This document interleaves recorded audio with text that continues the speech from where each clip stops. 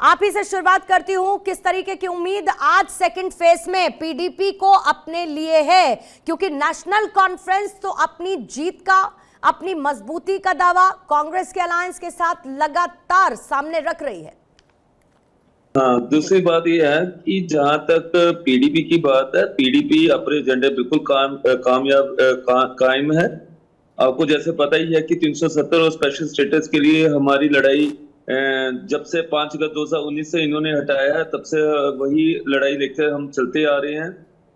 काफी सालों से हम इलेक्शंस का वेट कर रहे थे। हम सुप्रीम कोर्ट का थैंक्स करते हैं जिन्होंने एक सरकार पे एक जोर भरा, और जहां जम्मू कश्मीर में इलेक्शंस हुई, नहीं तो भारतीय जनता पार्टी पे होता तो शायद वो इलेक्शंस जम्मू कश्मीर में करवाते नहीं। अच्छा, अब हालात यहाँ पे ये हैं कि ये तो असेंबली की इलेक्शंस है, यहाँ पे तो कॉर्पोरेशन की इलेक्शंस को 1.5 साल हो गया है। वो यहाँ नहीं ये करवा पाए, सरपंच पंच की इलेक्शन ही करवा पाए। यहाँ पे तो एक डिक्टेटरशिप चल रही है, और मुझे पूरी उम्मीद है कि जम्मू कश्मीर की जनता इस डिक्टेटरशिप का पूरे अच्छे ढंग से जवाब देगी। जो हालात भारतीय जनता पार्टी ने जम्मू कश्मीर में बनाया है, इसका जवाब आने वाले समय में जम्मू कश्मीर की जनता देगी। ठीक है, जल्दी से बीजेपी के प्रवक्ता से भी मैं प्रतिक्रिया ले लेती हूँ। रत्नाकर जी भी हमारे साथ मौजूद है। रत्नाकर जी, आपने पीडीपी को सुना, वो ये कह रहे हैं कि जिस तरीके का माहौल बीजेपी ने बनाने की कोशिश की, आपका बस चलता तो यहाँ पर चुनाव हो ही नहीं पाते, वो तो कोर्ट ने कह रखा था, इसीलिए चुनाव आयोग ने अपनी तैयारी की। बहरहाल, इन आरोपों के बीच में दूसरे फेज में अपने आप को आप कहाँ देखते हैं? क्योंकि अगर मैं 2014 के कंपैरिजन में बात करूंगी, भले ही जम्मू में आपकी स्थिति मजबूत नजर आती हो, लेकिन कश्मीर घाटी में चुनौतियां बीजेपी के लिए है, और ये ग्राउंड जीरो पर भी समझ में आता है। देखिए, जिस तरह से फेज 1 में 61% जो वोटिंग हुआ है, निश्चित रूप से यह दर्शाता है कि लोगों का वहां पे जमहूरियत में विश्वास जो जगा है। और ये परिस्थिति बनाने के लिए भारतीय जनता पार्टी ने पिछले 4.5 साल जो है अथक प्रयास किया और जम्मू कश्मीर के जनता को मुख्य धारा में लाने का काम किया। अब ये भाई साहब जो पीडीपी के यहाँ बैठे हैं, कह रहे हैं कि हम चुनाव नहीं कराते।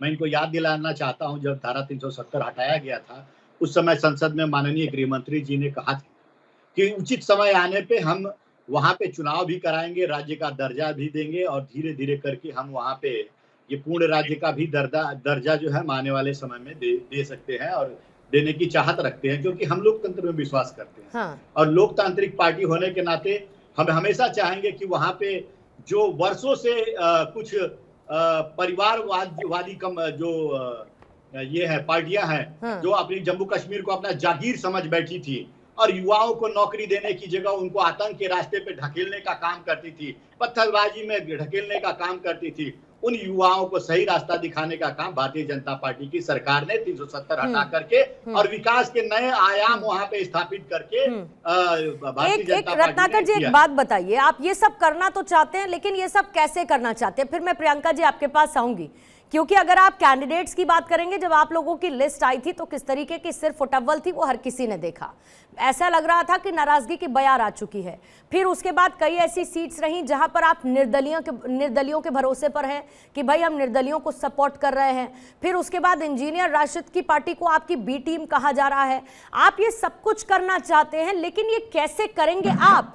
क्योंकि एक सर फैक्ट तो है रत्नाकर जी, और उससे आप डिनाई नहीं कर पाएंगे, एक ट्रस्ट डेफिसिट है। इस ट्रस्ट डेफिसिट को बीजेपी ने काफी हद तक दूर करने की और इसको फिलअप करने की कोशिश की है, लेकिन चुनाव आ चुके हैं और अभी भी एक हद तक ट्रस्ट डेफिसिट बरकरार है। देखिए, हम अपने काम की बदौलत जो है वहां पे चुनाव में उतरे हैं। हमने जो 4.5 साल के दौरान जम्मू कश्मीर की जनता के लिए जो काम किया है, उस पे भरोसा है हमारा जम्मू कश्मीर की जनता। रत्नाकर जी, लोगों की जो याददाश्त है ना, वो बहुत छोटी होती है। मैं आपको ये बात प्रैक्टिकली बता रही हूँ। और आप अगर उन 4.5 सालों की बात कर रहे हैं तो 2014 की आप बात कर रहे हैं। 2014 से लेके अब तक, रत्नाकर जी मेरी आवाज पहुंच रही होगी आपको? आपकी आवाज आ रही है। मैं ये कह रही हूँ कि 2014 की आप बात कर रहे हैं और आप उन 4.5 सालों की बात कर रहे हैं। हम 2024 में खड़े हैं। लोगों की याददाश्त कितनी छोटी होती है, कम उम्र की होती है, ये मुझे क्या आपको बताने की जरूरत है? नहीं, देखिए निश्चित रूप से जनता जो है देखती है कि कौन सी पार्टी वहां पे विकास का काम कर सकती है और कौन सी पार्टी सिर्फ अलगाववादी लोगों के साथ खड़ी होकर के 370 बहाली का जो है नारा दे सकती है। जनता समझती है कि राष्ट्रवादी पार्टी कौन है और अलगाववादी पार्टी कौन है। ठीक है, इसी पॉइंट के साथ प्रियंका जी आपके पास जाती हूं। अलगाववादी पार्टी और अलगाववादी पार्टी के साथ ही कांग्रेस नेशनल कॉन्फ्रेंस पर सीधा सीधा आरोप वहां के लोगों को बरगलाने का, वहां के युवाओं को डिस्ट्रैक्ट करने का। वहां की क्षेत्रीय पार्टियों ने युवाओं को लोकतंत्र में विश्वास रखना सीखने ही नहीं दिया। ये आरोप बीजेपी की तरफ से लगातार वहां की क्षेत्रीय पार्टियों पर लगते रहे हैं, जिसमें से एक के साथ आप अलायंस कर रहे हैं इस बार नेशनल कॉन्फ्रेंस के साथ। देखिए, मुझे लगता है सूप बोले तो बोले, चलनी बोले जिसमें 75 छेद। पीडीपी के साथ इन्होंने गवर्नमेंट चलाई, नेशनल कॉन्फ्रेंस के साथ भी ये गवर्नमेंट बना चुके हैं, मंत्री भी बना चुके हैं। आज इनको खैर चुनाव में कोई मुद्दे नहीं मिल रहे हैं तो इस तरह के मुद्दे उठा रहे हैं। आप बताइए कितने कश्मीरी पंडितों को बसा दिया 10 साल के बाद। आज वहां लोग जमहूरियत का जश्न मना रहे हैं। ये दूसरे फेज का चुनाव है जिसमें लगभग 26 सीटें हैं, जिस पर आज जो है फैसला हो जाएगा, वोट पड़ जाएगा। मैं पूछना चाहती हूँ कि भारतीय जनता पार्टी ने जो भी वादे किए, आज भी वहां का युवा ये पूछ रहा है कि उन्हें नौकरियां कब मिलेगी। आज भी वहां की बहन बेटियां पूछ रहे हैं कि उन्हें जो है कब सुरक्षा मिलेगी। इस तरह की चीजें आज भी पूरे देश में फैली हुई हैं। लगातार कांग्रेस पार्टी कह रही है कि हम पूरी तरह से जी, आपको 2 सेकंड के लिए मैं रोकना चाहूंगी। आप ही की साथी के पार्टी के 2 बड़े चेहरे इस वक्त लाइव नजर आ रहे हैं तस्वीरों में। उमर अब्दुल्ला और फारूक अब्दुल्ला इस वक्त नजर आ रहे हैं। एक तरफ जहां पर उमर अब्दुल्ला इस बार 2 सीटों से चुनावी मैदान में है, जाहिर है कि उसमें उनकी सीट है जो कि परिवार का गढ़ माना जाता रहा है, उनकी विरासत वाली सीट है और उसकी अपनी महत्वपूर्ण भूमिका है। दोनों ही सीटों से चुनावी मैदान में मुझे लगता है ये हायर सेकेंडरी ब्लॉक जो आपको नजर आ रहा है, यहां पर अपना वोट कास्ट करेंगे दोनों।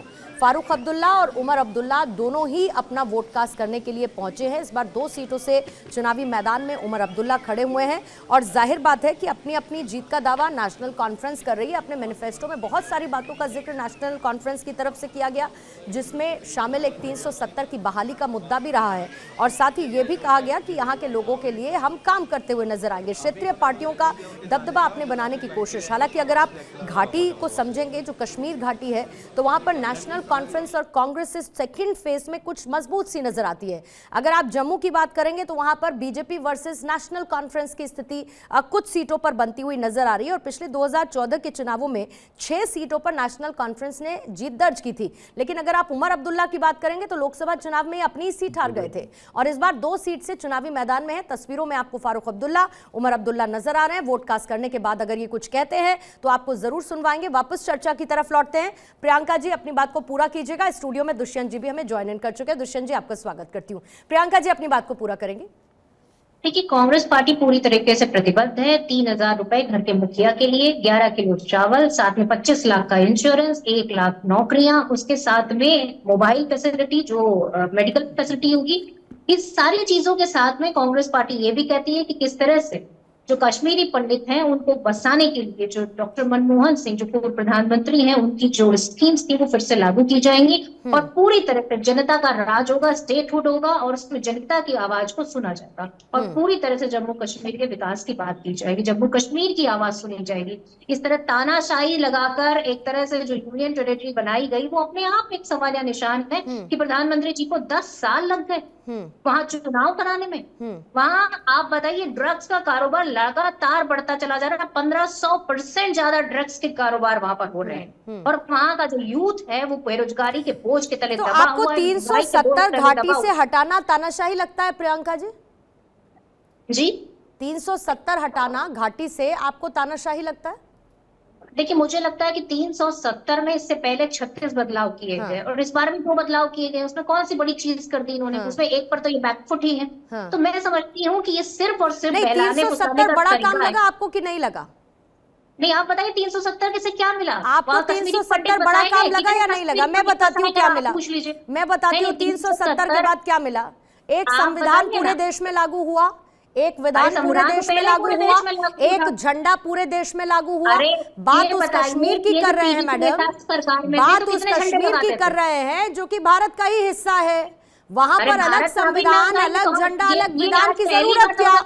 370 आपको कैसे नहीं लगता कि कोई बड़ा काम हुआ? 370 के बाद कितनी पत्थरबाजी की घटनाएं हुई? प्रियंका जी, 370 के बाद पत्थरबाजी की कितनी घटनाएं हुई और 370 से पहले कितनी होती थी? अरे पत्थरबाजों के साथ सरकार अरे किसने कितनी चलाई? होती थी बताइए ना, सीधा सवाल है, सीधा जवाब दीजिए। नहीं, पत्थरबाजों के साथ सरकार किसने चलाई? क्यों पत्थरबाजों के साथ? क्यों सरकार पीडीपी चलाई? पत्थरबाज थी? नेशनल कॉन्फ्रेंस जिसके साथ आपने अलायंस किया वो क्या है?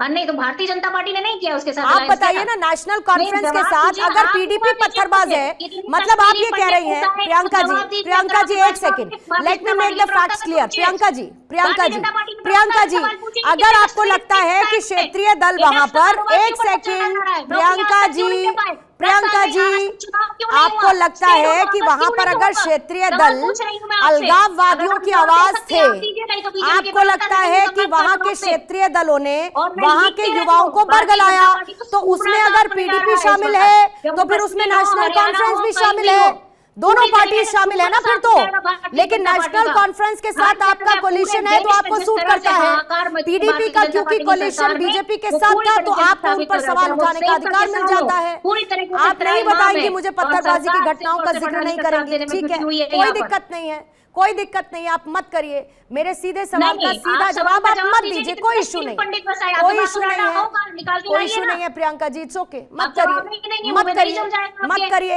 हर कोई जानता नहीं, है मुंह कि में इस दही बार जमा जम्मू हुआ है कश्मीर के आपके। चुनाव में आप लोग बताइए सीधे कि सीधे कितने नेशनल पंडित कॉन्फ्रेंस बता के देंगे। भरोसे हैं, पूरी तरीके से नेशनल कॉन्फ्रेंस के भरोसे हैं आप इस बार। 370 को लेकर अपना स्टैंड क्यों नहीं क्लियर करते? साथ साथ नजर आते हैं लेकिन मैनिफेस्टो में दूरी बना लेते हैं 370 से, फिर ये कॉन्ट्रडिक्शन आप लोगों को नजर नहीं आता है। दुष्यंत जी हमारे साथ जुड़े हुए हैं, ठीक है प्रियंका जी, प्रियंका जी प्लीज, एक चश्मा आप नहीं, एक चश्मा चढ़ाकर नहीं देख सकते आप। सबसे ज्यादा दुष्यंत जी मुझे किस बात से समस्या है, पॉलिटिकल पार्टीज चाहे कोई भी हो, XYZ मैं कह रही हूं, पॉलिटिकल पार्टीज ये समझना क्यों नहीं चाहती कि जम्मू कश्मीर की जनता चाहती क्या है?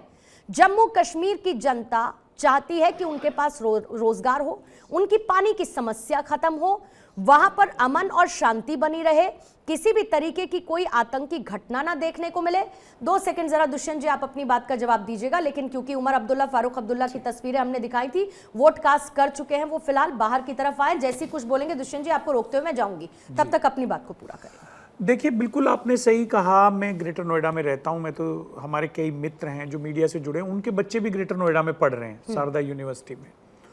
तो वहाँ शिक्षा की ज़रूरत है, नौकरियों की ज़रूरत है, आत्मनिर्भर बनाने के लिए युवाओं को ज़रूरत है, उनको रोज़गार हम जम्मू कश्मीर के अंदर ही मुहैया कराएं, ये असली समस्या है। उस समस्या की तरफ देखिए ध्यान देना चाहिए। और जम्मू कश्मीर क्या है, ये एक बड़ा मुद्दा है। अब से पूर्व में जब भी चुनाव वहाँ हुआ है तो वहाँ पार्टी कोई भी जीते, लेकिन हमेशा ये कहा जाता था भारत जीता है, भारत की जीत होनी चाहिए, लोकतंत्र की जीत होनी चाहिए। वो भाजपा कांग्रेस में वहाँ की राजनीति नहीं बटी है। लेकिन अब जिस तरह की बयानबाजी हो रही है, जिस तरह की बातें चल रही हैं, वो बड़ी निराशाजनक है। कश्मीर में सबको मिलके लोकतंत्र की मजबूती के लिए, सशक्तिकरण के लिए काम करना चाहिए। जहाँ तक आपने 370 की बात कही, तो एनसी के जो चेयरमैन हैं, अध्यक्ष हैं, उनके फारूक अब्दुल्ला जी का भी पीछे एक बयान आया। उन्होंने कहा कि भाई जब सुप्रीम कोर्ट का फैसला आ गया तो हमने मान लिया, सुप्रीम कोर्ट ने धारा 370 को वैध ठहरा दिया, तो अब इस पे कोई डिबेट मुझे लगता नहीं देश भर में है, और ये मुद्दा प्रासंगिक भी नहीं है। आती हूँ सोच जी। और आप जब से 35 और 370 आए, उसके बाद उसमें 63-64 बार इतना संशोधन किया कि वो एकदम एक तरीके से घिसी हुई रस्सी की तरह थी, वो जो टूट गई अब नहीं है, अब वो एक इतिहास है। दुष्यंत जी एक बार उमर अब्दुल्ला साहब को सुन लेते हैं। मुझसे बार बार पूछा जाता है कि हमारी क्या उम्मीदें हैं, हमारी क्या एक्सपेक्टेशंस हैं। कोई भी उम्मीदवार हारने के लिए इलेक्शन नहीं लड़ता, तो हमारे एक्सपेक्टेशंस यही हैं कि आज ज्यादा से ज्यादा वोट, देखिए ज्यादा से ज्यादा वोट डाले जाएं। 2 सीटों से उमर अब्दुल्ला इस बार चुनावी मैदान में है। अपनी बात को दुष्यंत जी आप पूरा कर लीजिएगा, फिर सोहित जी से काउंटर लूंगी। दूसरा बात एक और ये भी उठ रही है कि भाई इंजीनियर राशिद जी को मौका दिया है, कुछ लोग आलोचना कर रहे हैं कि उनकी जमानत हो गई, भाजपा उनको सपोर्ट कर रही है, लेकिन ये भी स्वागत योग्य कदम है। अगर कोई अपनी विचारधारा में परिवर्तन लाके, अपने पुराने स्टैंड में परिवर्तन लाके मुख्य धारा में शामिल होके चुनाव लड़ना चाहता है और डेमोक्रेटिक राइट्स अपने हासिल करना चाहता है, तो हमें उसे मौका देना होगा। सरकार किसी की बने, सरकार भारत के हितों को, राज्य के हितों को सामने रख के काम करने वाली होनी चाहिए। युवाओं के रोजगार के लिए, वहां स्थायी शांति के लिए काम करनी चाहिए। उसका हम सबको स्वागत करना चाहिए। जम्मू कश्मीर पे जरूरत से ज्यादा राजनीति, दलीय राजनीति ठीक नहीं है। सोहित जी जल्दी से 20 सेकंड में अपनी बात को रखेंगे सर, फिर मुझे ब्रेक के लिए जाना है, फिर काजमी साहब आपके पास आऊंगी। बिल्कुल, मैं एक बात क्लियर कहना चाहता हूं। आप 370 पे बात कर रहे हैं, मैं जम्मू का रहने वाला हूं। मैं आपको बताता हूं कि 370 से क्या जम्मू कश्मीर की जनता को परेशानी आ रही है। देखो, हमारा एक राइट था, स्टेट सब्जेक्ट और लैंड सेफ एक्ट, ये हमसे इन्होंने छीन लिया। देखो, पहले ही ऑलरेडी हमारे से परमानेंट सिस्टम था जम्मू कश्मीर में, वो ऑलरेडी खत्म हो चुका है। प्राइम मिनिस्टर सिस्टम था, वो सब खत्म हो चुका है। लेकिन अब जो एक स्टेट सब्जेक्ट था, जो जैसे कि हिमाचल में 371 है, नॉर्थ ईस्ट में 370 है ना, वैसे ही यहाँ पे एक स्टेट सब्जेक्ट का एक हिस्सा था जो हमसे छीना गया। पहली बात। दूसरी बात, लैंड सेफ एक्ट था जो कि जम्मू कश्मीर की जनता को ही एक था। जैसे हिमाचल में हिमाचल के लोग ही खरीद सकते हैं, वैसे ही जम्मू कश्मीर की जनता यहाँ पे। ये तो आप स्पेशल स्टेटमेंट की बात कर रहे हैं ना, ये तो पहली बात सुन लीजिए। 370 कोई अभिशाप नहीं है। 370 कोई अभिशाप नहीं है। 370 की आड़ में अगर ऐसा कुछ होता है जो अभिशाप लगने लगे तो दिक्कत हो जाती है ना सोहित साहब। बात बनाए और पूरे जम्मू कश्मीर को भारत में मत बदनाम कीजिए। जम्मू कश्मीर को भारत में मत बदनाम कीजिए। नहीं, जम्मू कश्मीर को कोई क्यों बदनाम, जम्मू कश्मीर को बदनाम पता है पत्थरबाज करते हैं वो लोग करते हैं जो कि आतंकवादियों के साथी बनते हैं, जो अलगाववादियों की बात करते हैं। जम्मू कश्मीर को दरअसल बदनाम करने वाले वो लोग हैं और उन्होंने डे वन से यही काम किया है। और वजह मैं आपको बताऊं सोहित साहब, वजह सीधी सी है कि उनकी राजनीति चलनी चाहिए। जम्मू कश्मीर बसा रहे, उजड़ जाए, उनको कोई फर्क नहीं पड़ता। उनकी पॉलिटिक्स चलनी चाहिए, उनके अपने काम होने चाहिए। पूर्णिमा जी बिल्कुल एक लाइन में बोलना चाहता हूं। बोल दीजिए फिर मैं ब्रेक। देखिए, देश को आप भ्रांति मत फैलाइए, गलत मत दीजिए राज्य के लोगों को संदेश। पूर्ण राज्य को वो सारे अधिकार होंगे जम्मू कश्मीर बिल्कुल, और पूर्ण राज्य जो मिलेगा पूरे देश के अन्य नागरिकों को हैं। और आज भी जम्मू कश्मीर के नागरिकों को वो सारे अधिकार हैं जो दिल्ली, मुंबई, कलकत्ता